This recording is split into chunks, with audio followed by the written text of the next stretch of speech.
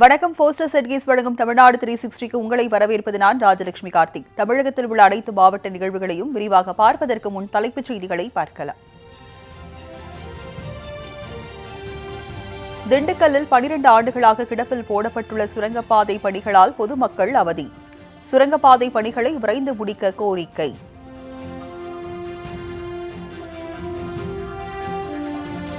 தூத்துக்குடியில் ரயில்வே தண்டவாளத்தை ஆபத்தான முறையில் கடந்து செல்லும் பள்ளி மாணவ மாணவியர். பெரும் விபத்து ஏற்படும் முன் மேம்பாலம் அமைத்து தர வலியுறுத்தல்.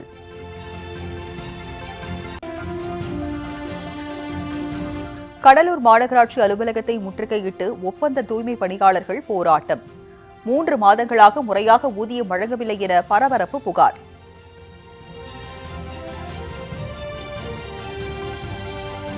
பள்ளிப்பாளையம் வாய்க்கால் ஓரத்தில் கொட்டப்பட்டுள்ள மருத்துவ கழிவுகளை எடுத்து விளையாடும் சிறுவர்கள். மருத்துவ கழிவுகளை கொட்டுவோர் மீது உரிய நடவடிக்கை எடுக்க வலியுறுத்தல்.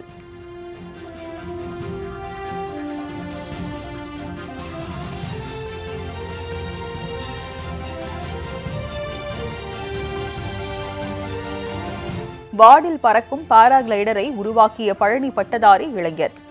கிராமத்து இளைஞரின் சாதனையை விவரிக்கும் செய்தி தொகுப்பு.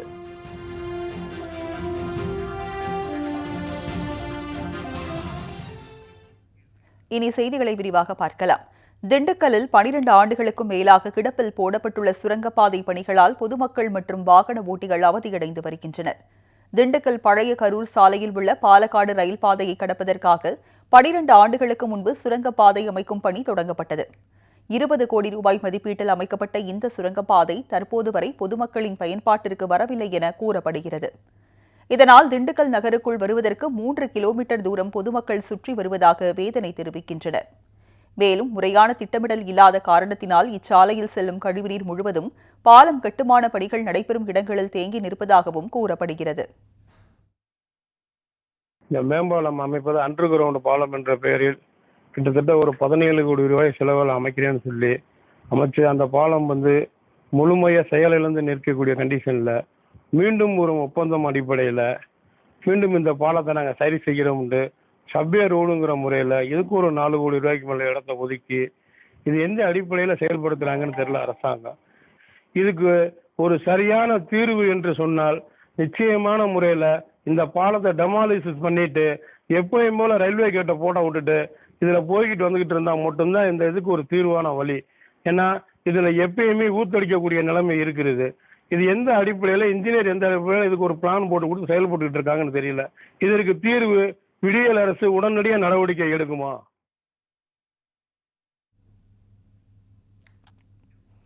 தற்போது இச்சுரங்கப்பாதையின் அருகே இணைப்பு சாலை அமைப்பதற்கு 5 கோடி ரூபாய் நிதி ஒதுக்கப்பட்டு அதன் பணிகளும் ஆமை வேகத்தில் நடைபெற்று வருகிறது. இதனால் கடும் இன்னலுக்கு ஆளாகி வரும் பொதுமக்கள் இதனை சரி செய்ய நடவடிக்கை எடுக்காவிட்டால் மிகப்பெரிய போராட்டத்தில் ஈடுபட போவதாகவும் தெரிவித்துள்ளனர். தூத்துக்குடி ஆண்டாள் தெரு பகுதியில் ஆபத்தை உணராமல் பள்ளி மாணவ மாணவியர் ரயில்வே தண்டவாளத்தை கடந்து செல்வதால் விபத்து ஏற்படும் முன் மேம்பாலம் அமைத்து தர வேண்டும் என அப்பகுதி மக்கள் கோரிக்கை விடுத்துள்ளனர். தூத்துக்குடி மாநகர பகுதியில் 3 ரயில்வே கேட் அமைந்துள்ளது. இந்நிலையில் வேலை நேரங்களில் திருநெல்வேலி உள்ளிட்ட பல்வேறு பகுதிகளுக்கு மின்சார ரயில்கள் இயக்கப்படுகின்றன. அந்த நேரத்தில் 3 ரயில்வே கேட்டுகளும் அடைக்கப்பட்டு இருப்பதால் கடும் போக்குவரத்து நெரிசல் ஏற்பட்டு வருகிறது. இந்நிலையில் 2ஆம் கேட் மற்றும் 3ஆம் கேட்டுக்கு நடுவே ஆண்டாள் தெரு பகுதியில் பள்ளி செல்லும் மாணவ மாணவியர் மற்றும் பொதுமக்கள் ரயில்வே தண்டவாளத்தை கடந்து செல்கின்றனர். அவசரம் காரணமாக இவர்கள் செய்யும் இந்த செயலால் பெரும் விபத்து ஏற்படும் ஆபத்து உள்ளது. எனவே இப்பகுதியில் பொதுமக்கள் கடந்து செல்ல முடியாத வகையில் ரயில்வே துறை சார்பில் கம்பி வேலி அமைக்க வேண்டும் என்று சமூக ஆர்வலர்கள் கோரிக்கை விடுக்கின்றனர். அத்துடன் பெரும் அசம்பாவிதம் ஏற்படும் முன் ரயில்வே பாதையை கடக்கும் வகையில் ரயில்வே மேம்பாலம் அமைத்து தர வேண்டும் என்றும் அப்பகுதி மக்கள் கோரிக்கை விடுத்துள்ளனர்.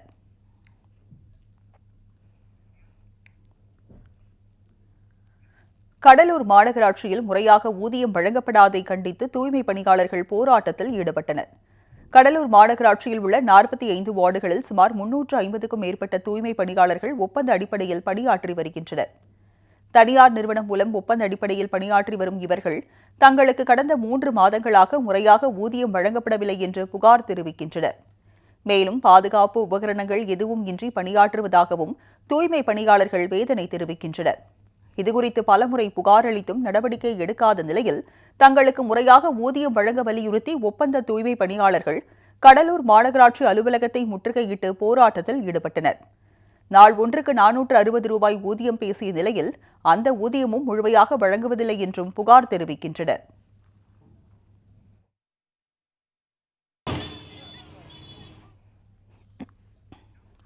அப்போது செய்தியாளர்கள் செய்தி சேகரிக்க சென்றபோது செய்தியாளர்கள் செய்தி எடுப்பார்கள், உங்களுக்கு ஊதியம் நாங்கள்தான் தர வேண்டும் என்று அதிகாரிகள் மிரட்டுவதாகவும் புகார் அளித்தனர்.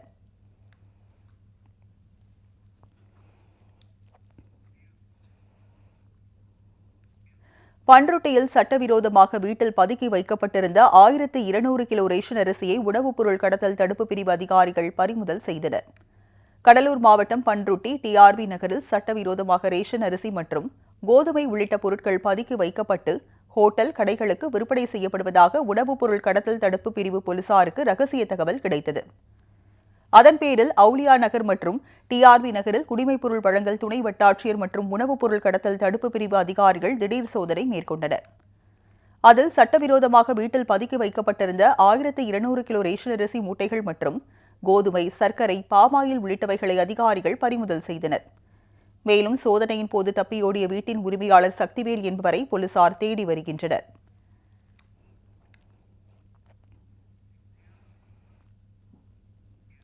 பள்ளிப்பாளையம் வாய்க்கால் ஓரத்தில் மருத்துவ கழிவுகள் கொட்டப்பட்டுள்ள நிலையில் குழந்தைகள் ஊசி உள்ளிட்ட பொருட்களை எடுத்து விளையாடுவதால் நோய் தொற்று பரவும் அபாய நிலை ஏற்பட்டுள்ளது. நாமக்கல் மாவட்டம் பள்ளிப்பாளையம் அகரஹாரம் பஞ்சாயத்துக்கு உட்பட்ட வாய்க்கால் கரையோரம் கடந்த சில நாட்களுக்கு முன்பு மருத்துவ கழிவுகள் கொட்டப்பட்டன.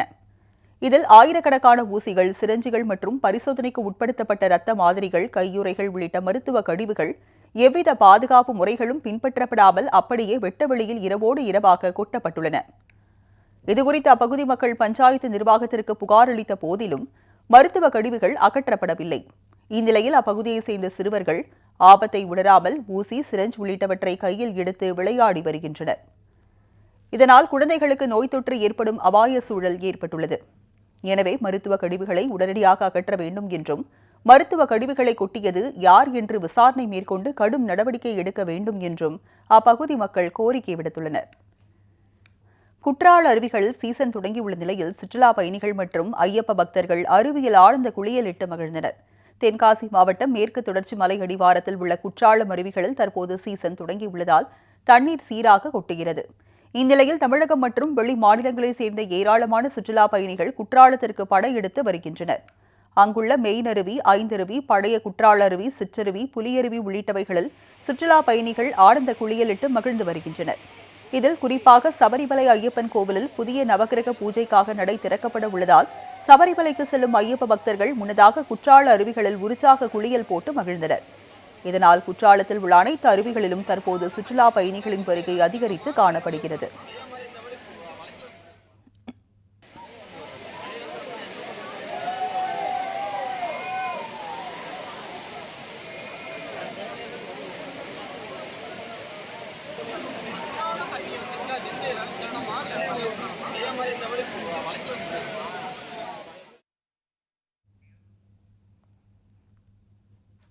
வத்தலகுண்டு பகுதியில் உள்ள பள்ளிகளில் வாட்டர் பெல் திட்டம் செயல்பாடுகள் குறித்து மாவட்ட ஆட்சியர் நேரில் ஆய்வு மேற்கொண்டார். திண்டுக்கல் மாவட்டம் வத்தலகுண்டு பேரூராட்சியில் 43 கோடி ரூபாய் செலவில் பல்வேறு திட்டப்பணிகள் நடைபெற்று வருகின்றன. இதில் வணிக வளாகம், மீன்மயானம், அம்ருத் குடிநீர் திட்டம் மற்றும் ஊராட்சி ஒன்றிய அலுவலக கட்டிடப் பணிகள் உள்ளிட்டவற்றை மாவட்ட ஆட்சியர் சரவணன் நேரில் பார்வையிட்டு ஆய்வு மேற்கொண்டார். தொடர்ந்து எழுவனம்பட்டி கிராமத்தில் செயல்பட்டு வரும் அரசு ஊராட்சி ஒன்றிய பள்ளிக்கு சென்ற அவர் பள்ளியில் வாட்டர் பெல் திட்டம் செயல்பாடு குறித்தும் மாணவர்களிடம் கேட்டறிந்தார். பின்னர் மாணவ மாணவிகளுடன் அமர்ந்து மதிய உணவு சாப்பிட்ட மாவட்ட ஆட்சியர் மதிய உணவின் தரத்தையும் ஆய்வு செய்தார்.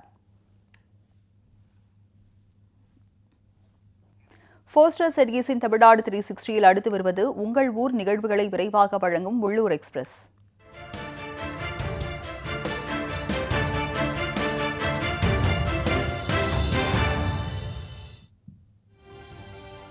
ஈரோடு மாவட்டம் சத்தியமங்கலம் புலிகள் காப்பக வனப்பகுதியில் மான், யானை, சிறுத்தை, புலி, காட்டெருமை உள்ளிட்ட வனவிலங்குகள் வசித்து வருகின்றன. இவை அவ்வப்போது வனப்பகுதியை விட்டு வெளியேறி சாலையோரம் நின்று உணவு தேடுவதும் சாலையை கடப்பதும் வாடிக்கையாக உள்ளன. இந்நிலையில் இரவு நேரத்தில் பவானிசாகர் 4 ரோடு சாலையில் இருந்து புஞ்சை புளியம்பட்டி செல்லும் சாலையில் காட்டு யானைகள் உலா வந்ததால் அவ்வழியாக சென்ற வாகன ஓட்டிகள் அச்சமடைந்தனர். காட்டு யானைகள் எந்நேரமும் ஊருக்குள் புகும் அபாயம் உள்ளதால் அவற்றை வனப்பகுதிக்கு விரட்ட வேண்டும் என்று பொதுமக்கள் கோரிக்கை விடுத்துள்ளனர்.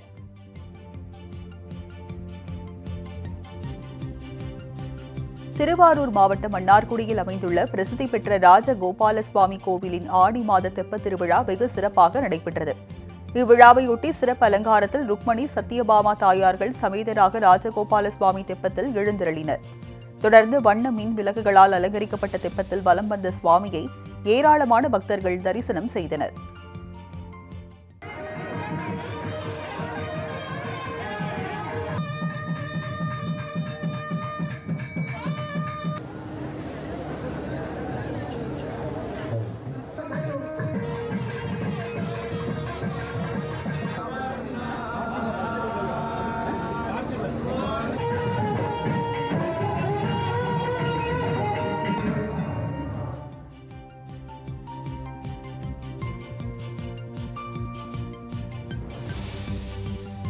கிருஷ்ணகிரி மாவட்டம் போச்சம்பள்ளி அருகே புலியூர் கிராமத்தில் 1000த்திற்கும் மேற்பட்ட குடும்பங்கள் வசித்து வருகின்றன. இப்பகுதி மக்களுக்கு பாரூர் தென்பெண்ணை ஆற்றில் இருந்து மின் மோட்டார் மூலம் மேல்நிலை நீர்த்தேக்க தொட்டிக்கு நீர் ஏற்றப்பட்டு அதன் மூலம் குடிநீர் விநியோகம் செய்யப்பட்டு வருகிறது. இந்நிலையில் கடந்த 6 மாதங்களாக குடிநீர் விநியோகம் செய்யப்படவில்லை என்று அப்பகுதி மக்கள் புகார் தெரிவிக்கின்றனர். இதுகுறித்து பலமுறை புகார் அளித்தும் நடவடிக்கை எடுக்காததால் ஆத்திரமடைந்த அப்பகுதி மக்கள் ஊராட்சி அலுவலகம் முன்பாக திரண்டு காலி குடத்திற்கு மாலை அணிவித்து நூதன போராட்டத்தில் ஈடுபட்டனர்.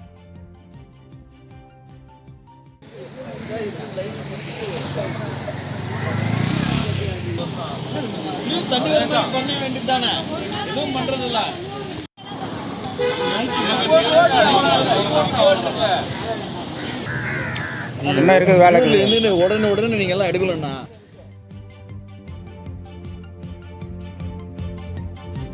சேலம் மாவட்டம் மேட்டூர் அருகே வீரக்கல் ஊராட்சிக்கு உட்பட்ட பகுதிகளில் சுமார் 200க்கும் மேற்பட்ட குடும்பங்கள் வசித்து வருகின்றன.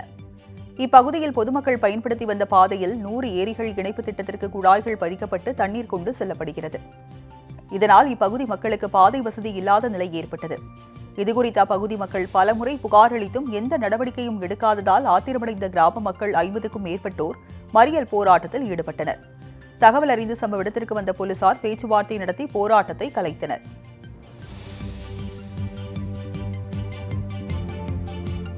ராமநாதபுரம் நகரில் நகராட்சி நிர்வாகம் மற்றும் உணவு பாதுகாப்புத்துறை அதிகாரிகள் இணைந்து அவ்வப்போது சாலையோர கடைகளில் திடீர் ஆய்வு மேற்கொண்டு வருகின்றனர். அப்போது வியாபாரிகளிடமிருந்து தடை செய்யப்பட்ட 50 கிலோ எடையுள்ள புகையிலை பொருட்கள் மற்றும் பிளாஸ்டிக் பைகளை அதிகாரிகள் பறிமுதல் செய்துள்ளனர். இந்நிலையில் பறிமுதல் செய்யப்பட்ட போதைப் பொருட்கள் மற்றும் பிளாஸ்டிக் பைகளை போலீசார் முன்னிலையில் நகராட்சி அதிகாரிகள் தீயிட்டு அழித்தனர்.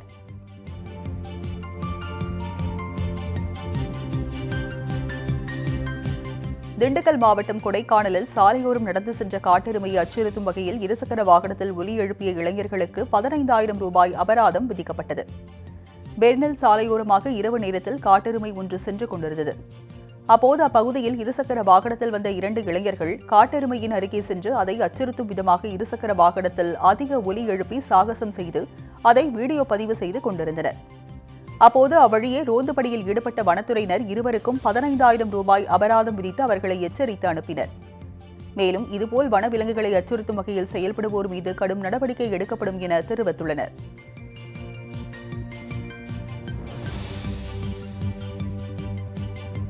விருதுநகர் மாவட்டம் சாத்தூர் அருகே உள்ள இருக்கன்குடி மாரியம்மன் கோயில் தமிழகத்தில் மிகவும் பிரசித்தி பெற்ற கோயிலாக விளங்கி வருகிறது. இக்கோயிலுக்கு தென் தமிழகத்தில் உள்ள பல்வேறு பகுதிகளில் இருந்தும் பக்தர்கள் வருகை தருவது வழக்கம். இந்நிலையில் இக்கோவிலில் உண்டியல் எண்ணும் பணி நடைபெற்றது. அதில் 32,28,375 ரூபாய் ரொக்கமும் 95 கிராம் தங்கமும் 1,380 கிராம் வெள்ளிப் பொருட்களும் காணிக்கையாக கிடைத்துள்ளதாக கோயில் நிர்வாகம் தெரிவித்துள்ளது.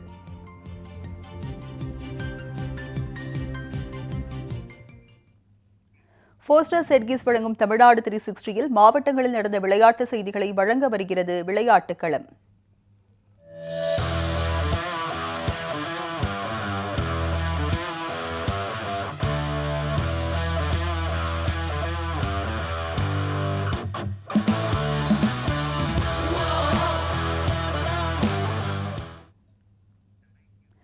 புதுக்கோட்டையில் தொடங்கியுள்ள ரோலர் ஹாக்கி மற்றும் இன்லைன் ஹாக்கி போட்டியில் 57 அணிகள் பங்கேற்றுள்ளன.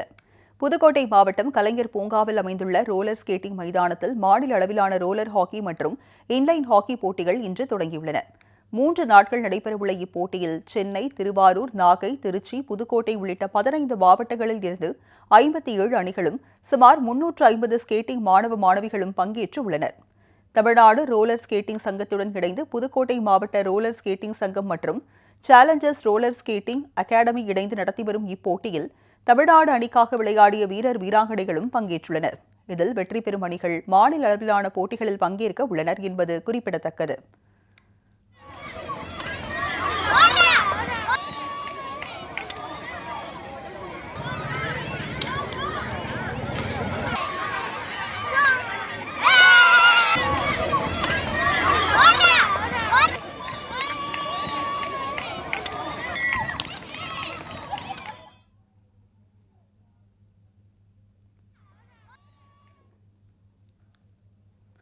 மானாமதுரை அருகே கோயில் திருவிழாவை ஒட்டி நடைபெற்ற வடமாடு மஞ்சுவிரட்டு போட்டியினை ஏராளமானோர் கண்டுகளித்தனர். சிவகங்கை மாவட்டம் மானாமதுரை அருகே அய்யனார் கோயில் விழாவை ஒட்டி வடமாடு மஞ்சுவிரட்டு போட்டி நடைபெற்றது. இதில் சிவகங்கை, புதுக்கோட்டை, மதுரை, ராமநாதபுரம், திண்டுக்கல் உள்ளிட்ட பல்வேறு மாவட்டங்களில் இருந்து 15 காளைகள் வரவழைக்கப்பட்டன. இப்போட்டியில் 126 மாடுபிடி வீரர்கள் பங்கேற்றனர். மைதானத்தின் நடுவே கயிற்றால் கட்டப்பட்ட காளையை 9 வீரர்கள் அடங்கிய குழுவினர் 25 நிமிடங்களுக்குள் அடக்க வேண்டும் என்ற இலக்கு நிர்ணயிக்கப்பட்ட நிலையில் வீரர்களுக்கும் காளைகளுக்கும் கடும் போட்டி நிலவியது. இதில் காளைகளை அடக்கி வீரர்களுக்கும் அடங்க மறுத்த காளைகளின் உரிமையாளர்களுக்கும் பரிசுகள் வழங்கப்பட்டன. இப்போட்டியினை ஏராளமான கிராம மக்கள் கண்டுகளித்தனர்.